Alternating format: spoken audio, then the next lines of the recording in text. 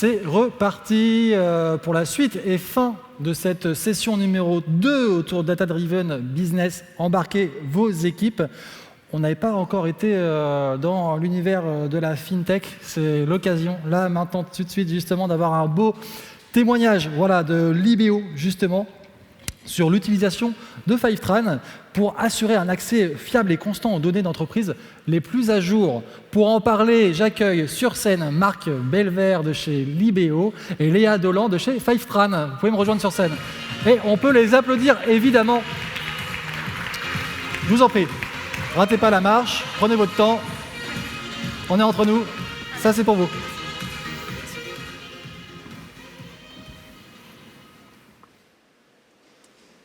Bonjour tout le monde. Bonjour. Pour commencer, pour avoir un petit peu une idée de qui on a aujourd'hui dans la salle, à main levée, j'aimerais bien savoir qui a déjà eu des problèmes pour traquer la performance de leurs équipes ou aider à mesurer leurs équipes avec des objectifs quantifiés, tout en assurant des données qui sont fiables pour ces équipes. Si c'est des choses que vous avez déjà eues, est-ce que vous pourriez lever la main? Je vois quelques mains qui se lèvent. C'est normal, vous n'êtes pas seul. D'après une étude qu'on a menée, c'est des problèmes assez, voire très courants dans les équipes data. Et c'est quelque chose auquel Libéo a fait face à leur début et dont Marc va nous parler aujourd'hui. Marc, en quelques mots, est-ce que tu peux nous parler de Libéo ? Oui, tout à fait. Alors Libéo, c'est un logiciel qui permet de centraliser ses factures, de payer ses fournisseurs, de se faire payer également. Tout ça de façon extrêmement simple. On a plus de 150 000 entreprises dans notre réseau qui vont donc payer leurs factures sur Libéo. Et on est passé d'une équipe assez petite fin 2020, d'une trentaine, quarantaine de personnes, à plus de 150 collaborateurs aujourd'hui. Un chiffre clé pour Libéo, c'est cette levée de fonds en avril 2021 avec 22 millions d'euros. Est-ce que tu peux nous expliquer comment la data a été un élément clé dans ce processus de levée de fonds ?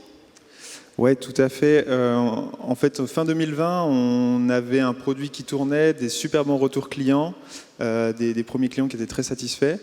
Et on a voulu passer à une étape supérieure, donc il fallait scaler l'équipe des commerciaux, l'équipe technique, donc pour développer plus de features. Et ce scale d'équipe nécessite des objectifs pour chacune de ces équipes, du tracking de ce que chacune des équipes font, des outils business, et également de prouver aux investisseurs que notre produit tournait, qu'on arrivait à faire augmenter le nombre de ventes. Et donc pour tous ces objectifs-là, on avait un gros besoin de data. Super, merci Marc. Est-ce que tu peux nous expliquer concrètement comment ça se passait avant Fivetran chez Libéo pour la gestion de tout ce qui est données ? Alors avant Fivetran, c'était très manuel. On avait beaucoup d'Excel, comme beaucoup de boîtes, j'imagine. On avait beaucoup de spreadsheets, un peu style feuille volante. Ça posait beaucoup de problèmes parce que on n'avait pas forcément de la donnée très cohérente entre tous ces spreadsheets, des données qui n'étaient pas forcément, qui représentaient pas toujours la même chose. On avait aussi une équipe réduite puisqu'il n'y avait que mon manager qui pouvait utiliser ces spreadsheets et ce process il scale pas très bien puisque il faut une connaissance assez fine de ce que chacune de ces spreadsheets fait et donc c'était assez compliqué de rajouter des collaborateurs là-dessus. Et enfin beaucoup de tâches manuelles, très peu d'automation sur Excel. Donc quand tu disais, quand tu es arrivé au début, c'était une équipe toute petite. Tu étais premier data engineer. C'était quoi ta mission à ton arrivée ? Oui, voilà. Donc moi, je suis arrivé fin 2020 pour du coup mettre en place une stack data. Il y avait un peu deux enjeux. D'une part, fournir des données aux data analystes pour que on puisse commencer à analyser les données qu'on avait en interne. Et l'autre gros enjeu était d'automatiser nos pipelines, de faire en sorte que les choses tournent, de faire en sorte que la donnée arrive régulièrement, que les analystes aient tout un tas d'outils à leur disposition. Et tout ça a conduit au troisième point qui est exposé ici, qui est plus un objectif d'équipe, mais le but était de fournir des données de qualité au métier, des KPI, des objectifs. On va parler de la moderne data stack de Libéo maintenant et où vous en êtes avec tout le travail que tu as fait à ton arrivée. Moderne data stack, c'est un terme qui est de plus en plus utilisé, qui fait référence à un petit peu le complexe de l'organisation data des entreprises avec 3 éléments clés. Le premier étant l'outil ETL qui permet l'ingestion des données avec toutes les sources, récupérer toutes les données, les centraliser et les envoyer dans le deuxième élément, qui est la data warehouse, pour enfin pouvoir les visualiser et les analyser dans le troisième élément de la moderne data stack, qui est l'outil BI.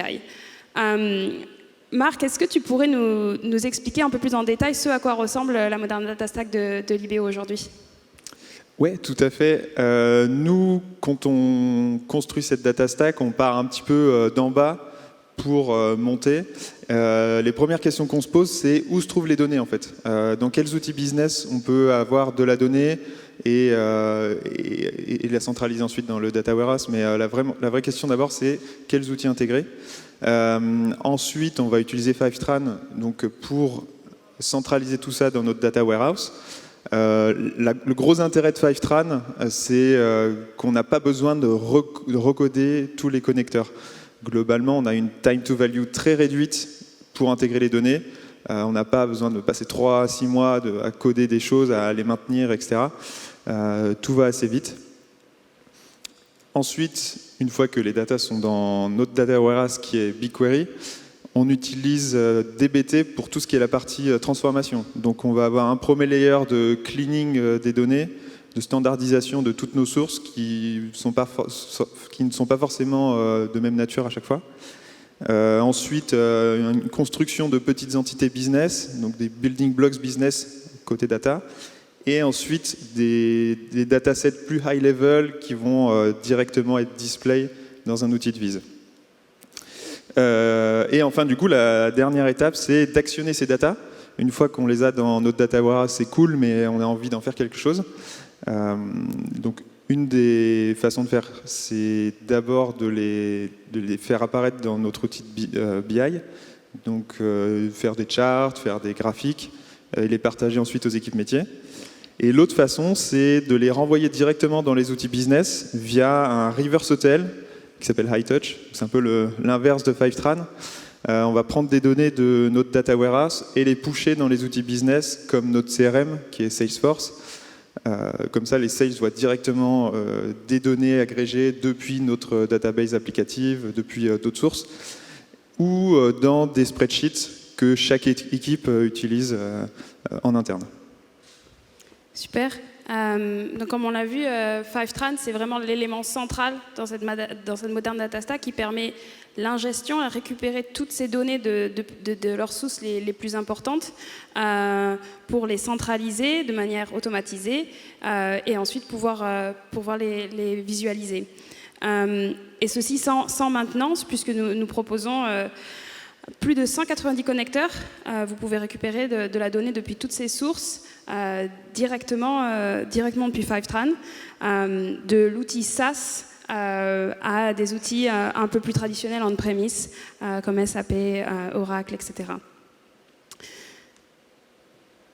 Ok, donc maintenant qu'on a vu votre moderne data stack et votre utilisation de Fivetran, est-ce que tu peux nous expliquer comment Fivetran vous a permis d'améliorer vos process et de manière plus globale, comment ça a aidé Libéo dans son évolution? Ouais, alors ça a eu beaucoup d'impacts positifs. Le premier, ça a été d'avoir des données fiables. Globalement, avant, le fait d'avoir des données un petit peu éparpillées, qui n'étaient pas forcément validées, qui n'étaient pas forcément testées, c'était un vrai problème. Désormais, on a donc 22 connecteurs Fivetran qui poolent beaucoup de lignes, 15 millions de lignes par mois. Et c'est très facile de rajouter un nouveau connecteur, de rajouter de la nouvelle data fiable, ça nous prend très très peu de temps. Et donc on a des données fiables avec une time to value extrêmement réduite. Tout ça, ça permet donc d'avoir des données de chaque équipe qui sont très très fiables. Le but étant forcément de traquer, de monitorer les équipes, de leur donner des objectifs quantifiés. Et donc du coup, toutes nos équipes actuellement sont ont des objectifs très précis et on peut les traquer de manière très très simple, de manière quotidienne. Et ça permet aussi d'avoir un reporting par team. On a de nombreux dashboards qui sont à destination de chacun de nos équipes. On essaie de construire un peu ça de manière produit en fait. On essaie de construire un produit en interne dans notre boîte. Le but étant que les utilisateurs de notre produit data, que sont les autres équipes, soient heureux d'utiliser notre produit. On essaie de monitorer le nombre de dashboards qui sont regardés. Et donc on a par exemple 30 dashboards avec plus de 20 vues par mois, 1800 vues, plus de 1800 vues sur chacun de nos dashboards. Donc c'est comme ça qu'on construit un petit peu notre produit data en interne. Un élément important qu'on a évoqué pendant nos discussions, c'est l'influence que tous ces process que tu as mis en place, ainsi que l'utilisation de Fivetran ont eu sur la structuration de l'équipe data chez Libéo. Premier data engineer à l'époque, l'équipe a grandi. Est-ce que tu peux nous parler un peu de ce à quoi l'équipe data ressemble aujourd'hui? Ouais, tout à fait. Alors, je ne sais pas s'il y a quelque chose qui vous frappe ici, mais nous, on a réussi à pas trop scaler le nombre de data engineers par rapport au nombre de data analystes. Et en utilisant des outils comme Fivetran, ça nous permet de nous concentrer sur notre cœur de métier, qui est donc construire une belle architecture data, faire de l'automation, fournir des moyens techniques aux analystes. Mais on n'a pas besoin d'une armée de data eng pour recoder des connecteurs, recoder des connecteurs de reverse ETL également. Et donc on se retrouve aujourd'hui avec 2 data eng, donc moi et Alexandre qui vient de nous rejoindre il y a pas longtemps, et 8 data analysts, data scientists qui sont utilisateurs de notre plateforme data et de nos données. Avec l'évangélisation de cette culture data qui est évidente chez Libéo, est-ce que tu me parlais un peu des prochaines étapes et des prochains projets pour les mois qui arrivent? Oui, tout à fait. Le fait d'avoir des données propres et d'avoir un process assez rodé, qui tourne assez bien et qui nous fournit des données clean et fiables, ça nous permet d'aller dans des sujets un peu plus complexes. Là, on a un sujet en cours qui est le tracking de l'onboarding de nos clients. L'anticipation du temps que va prendre cet onboarding. Et il y a une étape clé dans cet onboarding qui est l'étape de KYC, que d'autres fintech connaissent sans doute. KYC, ça veut dire Know Your Customer. Et vu qu'on est un prestataire de paiement, on est obligé de connaître et d'avoir identifié chacune des entreprises qui vont utiliser notre plateforme. Ça passe par avoir toutes les cartes d'identité de tous les propriétaires des boîtes qui passent par chez nous, tout un tas de documents administratifs. Ça peut être très rapide pour un restaurant qui a un seul unique propriétaire. Ça peut être beaucoup plus long pour une boîte de 40, 50 actionnaires.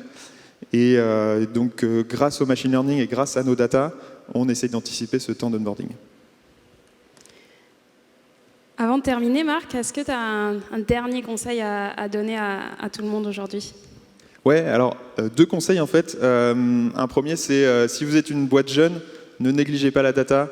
Commencez assez tôt à structurer une équipe data indépendante qui va réunir la data de toute la boîte, consolider ça et commencer à développer les premiers process. Je pense que ça s'applique aussi aux plus grands groupes qui lancent des nouvelles équipes.